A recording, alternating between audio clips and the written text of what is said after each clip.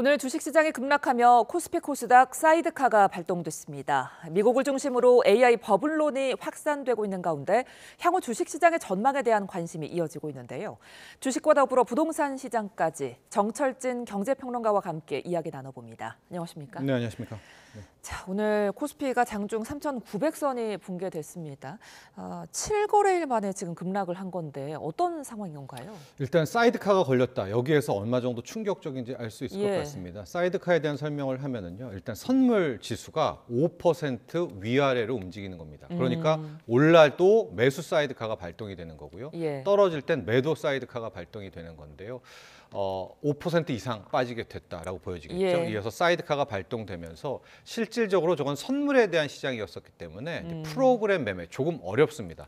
선물과 선물 차이를 동원되는 이 프로그램 매매가 중단되는 그런 사안이었었고요. 우리가 알고 있는 서킷 브레이커는 선물이 아니라 이제 현물이 8% 위아래로 급등하거나 급락했을 때 발동되는 건데 이제 사이드카가 발동되고 잠시 쉴 때 서킷 브레이커까지 가는 거 아닌가 이런 우려도 커졌었지만 개인들이 여전히 지금 주식을 잘 외국인들의 투매 물량을 받아내고 있고요. 여기까지 기관까지 합류하면서 지금은 조금 낙폭을 상당 부분 좀 줄인 그런 상황이나 그러나 지금의 외국인 투자자들의 이 매도세를 감안하면 여기 하락이 이쯤에서 끝났다 이렇게 확정하기는 좀 힘든 그런 상황입니다. 그 외인들이 이제 판 이유는 어떻게 보면은 밤사이 미국의 기술적 급락이 좀 영향이 컸을까요? 그렇죠. 국외 또 국내적인 요인들이 함께 공존하는 것 같습니다. 역시 기본적으로는 일단 나스닥이 정말 오랜만에 이제 급락하는 그런 모습을 좀 보였었는데 그럼 미국의 기술적 나스닥은 왜 빠졌는가? 실질적으로 뚜렷한 이유는 없었습니다. 우리가 알고 있는 그만한 이유였는데 그래도 가시적인 게 일단 장 시작 전부터 뉴욕장입니다. 좀 빠지려고 폼을 잡았다 이렇게 봐야 되는데 한 뉴스가 나왔었습니다.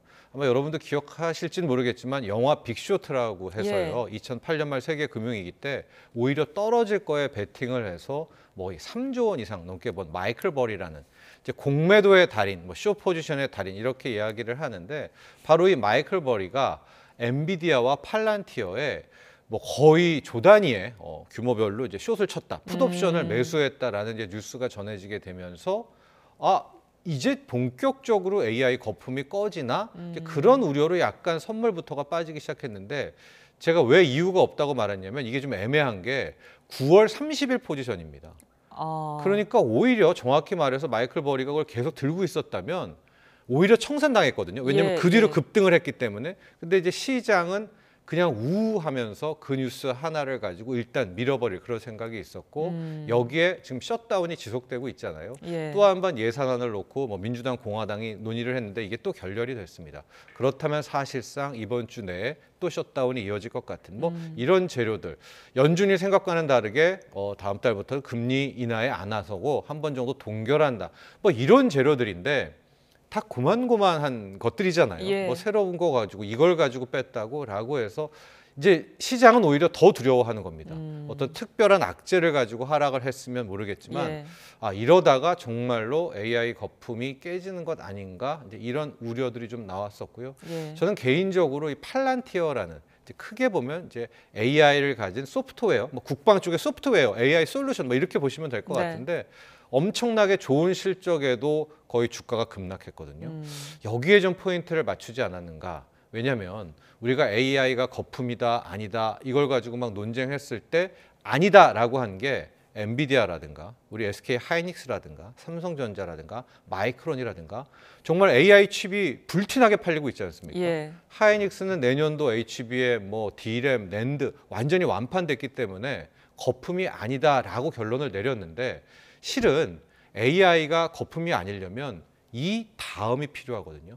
무슨 말이냐면 그렇게 AI 반도체를 통해서 데이터 센터도 만들고 다 하드웨어를 갖췄어요. 그럼 이제 그걸 가지고 소프트웨어 차례죠. 그게 유료화하고 그걸 가지고 돈을 벌어야 되는데 앞단만 보면 분명히 거품은 아닌데 뒷단만 놓고 보면 우리가 오픈 AI, 뭐 챗GPT 하지만 지금 유료 회원이 더 이상 늘어나지 않고 있거든요. 이런 것들, 여기 뒷단에서 AI로 돈을 못 버네 이런 것들과 함께 좀 빠졌다라고 볼 수 있고요. 여기에 국내 요인은 뭐냐? 환율이 지금 무섭습니다. 1,445원도 넘어섰기 때문에 1,450원을 각오해야 될 것 같고, 1,450원이 돌파가 되면 환율 1,500원 시대도 지금 그냥 갈 수가 있는 상황이거든요. 이런 원화 약세, 여기에 어제 계속해서 한국 주식을 사던 외국인들이 완전히 안면을 바꿔서 어제 같은 경우에는 현물만 2조 2천억, 선물만 거의 2조 가까이, 풋옵션을 60억 매수하는 완전한 전형적으로 이걸 우리가 폭락 포지션이라고 하거든요. 예. 이거를 잡고 오늘 시장을 누르더니 오늘도 벌써 현물에서 2조를 또 팔고 있거든요. 예. 아, 외국인이 이렇게 판다고? 이런 우려들이 다 겹쳐서 이런 폭락이 나온 것 같습니다. 예, 삼성전자나 SK하이닉스 같은 반도체주를 중심으로 국내 장이 참 활발했었는데 지금 뭐 삼성전자도 10만 원이 깨졌고 하이닉스도 5%대 하락을 했거든요. 네. 앞으로 추가 하락 가능성은 얼마나 보세요? 하이닉스를 봐야 될 것 같습니다. 아. 예, 지금 하이닉스를 왜 봐야 되냐면 그동안의 시장의 대장주는 삼성전자라기보다는 하이닉스였었고 올라가는 사이사이에 외국인이 계속 순매수를 했지만 그 와중에 팔아 제낀 게 실은 하이닉스입니다. 그러니까 최근 들어서 순매수했다 순매도로 돌아섰을 때 거의 70% 이상의 물량은 하이닉스를 집중적으로 때렸거든요. 예. 근데 이 물량을 누가 받았느냐? 우리 개인들이 지금 온몸을 다해서 받아내고 있고요. 예. 오늘도 실은 외국인의 이 정도 매도세였으면 하이닉스가 또 한 번 10%는 급락해도 상관이 없는데 이걸 외국인들이 지금 개인들이 다 받아내고서 지금 하이닉스를 끌어올리면서 시장 전체를 끌어올리고 있거든요. 그래서 앞으로 뭐 더 하락하냐 마냐 같은 경우에 외국인이 더 파냐 여기서 멈추냐라고 이제 그 결론을 바로메터를 볼 수가 있겠고요. 예. 종목으로 본다면 하이닉스입니다. 하이닉스에서 아마 내일도 또 외국인은 팔고 개인은 받아내고 이 전쟁이 계속될 것 같은데 과거에 이긴 적도 있습니다. 우리 개인이. 예. 네, 실질적으로 이런 AI 버블 논쟁을 다 깨서 올라갈 수도 있지만 아직까지는 외국인이 내일 한 번 더 오늘과 같은 2조 원대 또 한 번의 투매를 친다라고 하면 어제 2조죠. 뭐 오늘 2조, 내일 2조, 거의 3일에 6조를 파는 거의 대기록이거든요. 이럴 경우에 만약에 개인들이 여기에서 밀린다. 그렇다면 시장은 지금 이제 4천이 깨졌지만 3,800선 요 정도까지 그 밑으로도 좀 밀릴 수도 있다. 이런 점은 그러니까 오히려 더 낙관보다는 비관으로 접근하는 것이 맞다. 이렇게 보고 있습니다. 그러니까 외인들의 물량을 개인들이 다 받아내고 있다고 하니까 조금 우려가 되기도 한데 이런 상황 속에서 어제 그 권대용 금융위원회 부위원장이 B2도 투자의 일종이다 이런 발언을 해서 지금 논란입니다. 어떻게 보면은 이 B2를 좀 부추기는 거 아니냐 이런 비판이 나오거든요. 네. 그리고 뭐 인간 지표 이런 얘기를 많이 하지 않습니까? 저도 이제 이 보도를 보고 이게 맞나라고 이제 다시 기사를 몇 번이나 읽어봤거든요. 예. 왜냐하면 이게 증권사 사장, 뭐 대표, 리서치 센터가 아니라 금융위원회 부위원장의 발언이었었거든요. 예. 예, 그러면서 정확하게는 그동안 나쁘게만 봤는데 저기 나오네요. 레버리지의 일종이다라고. 그러니까 뭐 B2를 하세요라기보다는 이제 근데 옹호하는 식으로 이야기를 했죠. 적정 수준의 포트폴리오를 관리하고 리스크를 감내할 수 있는 수준의 투자가 필요하다. 아마 권대용 부위원장도 억울하다 지금 생각할 수 있을 것 같습니다만 예. 분명히 B2를 레버리지의 일종이라는 표현 자체는 상당 부분 좀 일반 대중이 듣기에는 뭐 지금 뭐 옹호하는 발언 그럴 수가 있을 테거든요. 예. 근데 왜 저런 발언을 했을까? 그만큼 부위원장도 정도도 시장을 굉장히 자신 있고 낙관했던 것 같아요. 근데 제가 왜 앞서 인간 지표라고 이야기를 하냐면 항상 주식은 그런 순간 뒤통수를 치거든요. 예. 아마 그런 사안의 하나로 봐야 될 것 같습니다. 그러나 굉장히 부적절한 발언임을 틀림이 없죠. 그렇지 않아도 지금 B2가 크게 늘었다고 하더라고요. 이 B2의 투자 지표인 신용거래 융자 잔고가 사상 최고치까지 올랐다는데 네.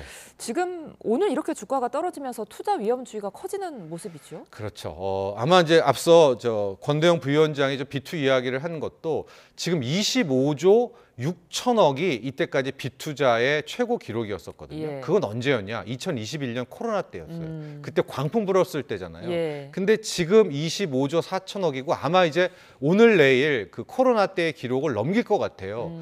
그러니까 그때는 3,000대, 3,300에 25조 6천억이었는데 지금 4천에 25조 4,600억이니까 지수 단위 높으니까 오히려 아직까지는 빚투자가 뭐 사상 최고라고는 하지만 목전에 찬 건 아니다. 뭐 이런 해석 모르겠습니다. 그분이 그렇게 했는지 모르겠지만 예. 이제 그런 차원이긴 한데 오늘 정도 기준으로는 분명히 이제 빚투자, 신용거래융자가 사상 최고로 가게 되는 그런 상황인데요.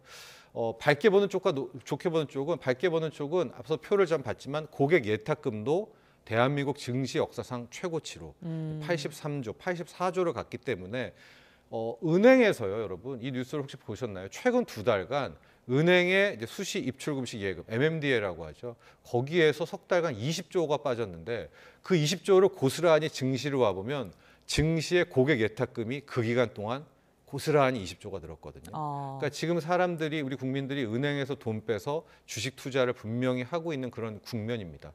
근데 과거 역사상 좀 보면 일종의 광풍이잖아요. 하고 빚 투자도 분명히 지금 수직 상승하고 있는 이런 타이밍에 그리고 자신이 굉장히 만만했을 때, 그러니까 자신감이 넘쳤을 때 그래서 뒤통수를 좀 치고 그런 경향이 많이 있어서 오늘 일단 그래도 사이드카 걸리고 한숨 돌린 그런 상황인데 아직 여기에서 판이 끝났다, 뭐 비상 신호가 뭐 꺼졌다라고 보긴 좀 힘들고요. 오늘 밤 또 간밤에 미국 나스닥 기술주 한 번 더 보셔야 되겠고 정말 중요한 게 내일 외국인들 수급입니다. 오늘도 또 파는 건 파는 건데 내일도 오늘만큼 2조 원 정도 더 판다. 여기에 환율이 이제 1,450원을 넘게 된다라고 하면 여기서부터는 우리가 모르는, 우리가 간과하고 있는 그런 새로운 악재가 분명히 있다라고 봐야 됩니다. 왜냐하면 시장은 굉장히 똑똑하고요. 예. 그걸 선반영하는 거거든요. 이제 거기에 대한 부분을 좀 찾아봐야 될 것 같습니다. 지금 이렇게 비투가 최고치인 상황에서 주가가 흔들려 버리면 우리 경제에도 좀 타격이 있지 않을까요? 그렇죠. 우리 경제도 좀 타격이 상당한 것이요. 예. 일단 아까도 말했지만 은행에서 돈 빼서 뭐 20조 있는 작업이 거의 20조가 뭐 주식 안 하셨던 분들이 이제 주식으로 온 거 아니겠습니까? 예. 이런 것들 하나가 있고요.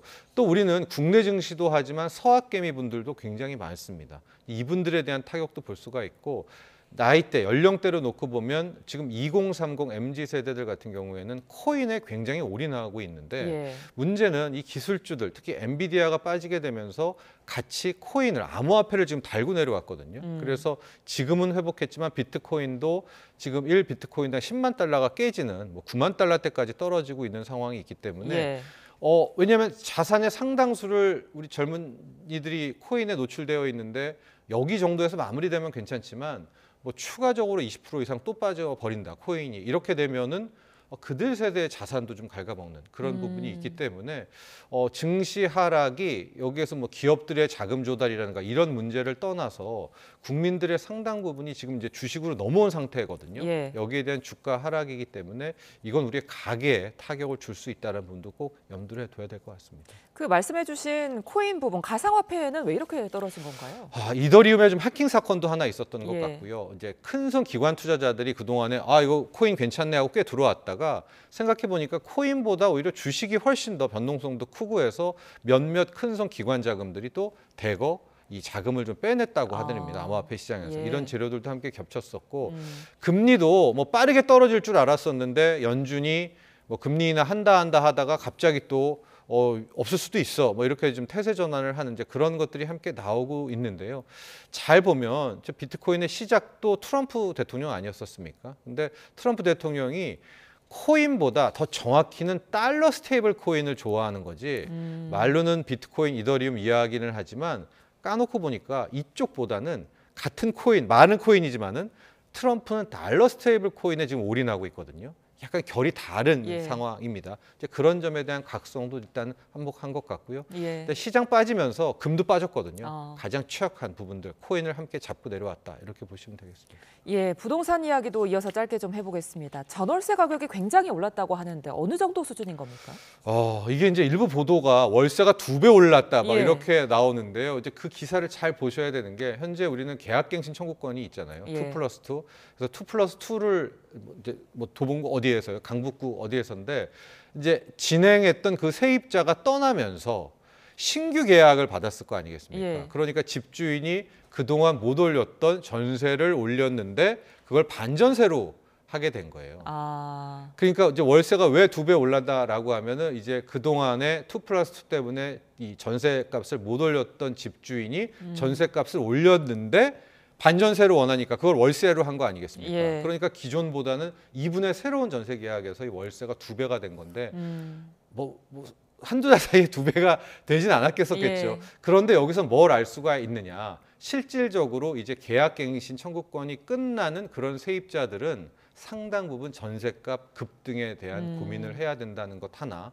그런데 집주인들이 오히려 전세보다는 월세를 선호하게 되면서 전세 품귀 현상으로 인해서 오히려 이제 월세를 각오해야 된다는 것 둘. 이걸 함께 함의하는 그런 통계였었습니다. 전월세는 물론이고 내년 수도권 집값이 올해보다 더 오를 거다 이런 전망도 나오던데요. 공급 때문에 그런 겁니다. 예. 그나마 지금 11월에 입주 물량이 좀 나와요. 그래서 이제 11월을 약간 좀 기대를 하면서 막 치솟았던 전세라든가 또 예. 전월세 전환율이 약간 11월 달에는 좀 주춤할 것 같은데 문제는 11월 한 달이 이제 풀리고 나면 내년으로 가야 될 거 아니겠습니까? 예. 서울 집값만 보면 공급만 보면 올해도 굉장히 적다고 했는데 한 4만 2천 가구였었어요. 그래도 꾸역꾸역. 이제 그래 하고 이제 이번 11월에 한 7천 가구 풀리니까 그나마 이제 11월, 12월에 숨통이 좀 트일 것 같은데 내년이 큰 문제인데요. 현재 이 물량, 저 물량 서울에서 다 끌어와도 내년 입주 물량이 한 2만 8천 개 정도니까 올해도 입주 물량이 적다라고 했는데 올해보다도 30% 이상 입주 물량이 훨씬 더 적은 그런 상황입니다. 그러니까 내년이 정말 보릿고개고 지금 집값 상승 여러 가지 뭐 이것 때문이야 저것 때문이야 하는데 예. 입주 물량이 없는 공급 없는 게 가장 크고 강력한 겁니다. 그래서 당국에서도 아마 더 잘할 수 있을 것 같아요. 지금까지도 이런저런 대책이었지만 내년에 이 입주 물량 폭감 이 부분에 대한 대책은 분명히 필요해 보입니다. 연이은 규제로 이제 서울 아파트값 상승세는 좀 둔화한 모양새인데 그럼에도 불구하고 눈에 띄게 떨어지지는 않았거든요. 이유가 뭘까요? 최초에 6억 주택담보대출 할 때부터 집값이 떨어진 적은 없었습니다. 예. 방금 앵커도 이야기했지만 상승률이 줄어든 거였죠. 예. 하락된 적은 한 번도 없었고 이번에 또 한번 강력 대책 나오면서 또 상승률이 줄어드는 부분인데 이게 잘 보면 약간 페이크가 있죠. 왜냐하면 토지를 묶었잖아요. 예. 거래가 안 되는 겁니다. 거래가 안 돼서 못 사서 상승률이 줄어든 것처럼 보이는 거지. 이게 실질적으로 집값을 안정시켰다거나 하락에 대한 조짐은 아직 없습니다. 근데 앞서도 말했지만 내년이 정말 보릿고개입니다. 아마 예. 후년 말기부터는 조금 다시 풀릴 텐데 예. 그래서 내년을 좀 넘을 수 있는 그런 방법을 저는 고안해야 되지 않나 이렇게 생각을 합니다. 알겠습니다. 오늘 부동산 시장까지 알아봤습니다. 지금까지 정철진 경제평론가와 함께했습니다. 고맙습니다.